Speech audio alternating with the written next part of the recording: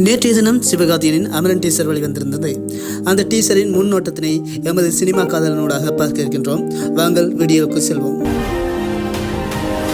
Amaran teaser நேற்றைய தினம் சுதந்திர தின வாழ்த்தோடு உலகநாயனின் தயாரிப்பில் மேஜர் முகுந்த் வரதராஜனின் வாழ்க்கையை அடிப்படையாக கொண்டு கங்கோன் திரைப்பட இயக்குனரான ராஜ்குமார் பெரியசாமி இயக்க இசை பொறுப்பினை ஜிவி பிரகாஷ் மேற்கொண்டுள்ளார். இது ஒரு பயோபிக் திரைப்படம். காஷ்மீர் மக்கள், தீவிரவாதம், இந்திய ராணுவம் பற்றி திரைப்படம் பேச உள்ளது. மேஜர் முகுந்த் வரதராஜனின் வாழ்க்கை என்பதனால் வளமையான சிவகார்த்தியனின் மசாலா என்டர்டெய்னராக இப்படம் இருக்காது.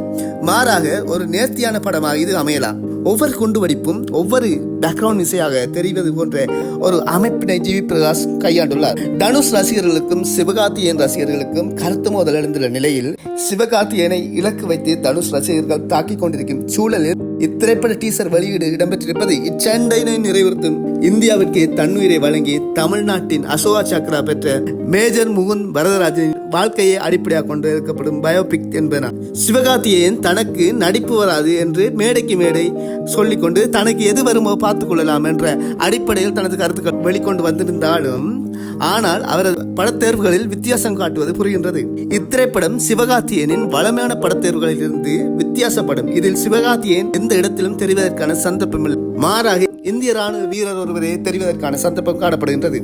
டயலாக் டெலிவரியில் ஆக்ரோஷம் காட்டும் சிவகார்த்தியனும் பயோபிக்காக இருந்தாலும் நேர்த்தியான திரைக்கதையை அமைக்கும் பட்சத்தில் இந்த தீபாவளி சரவடியாக அமரனுக்கு அமையும் எனலாம். இவ்வாறான சினிமா செய்திகளை அறிய சினிமா காதலனை சப்ஸ்கிரைப் பண்ணவும்.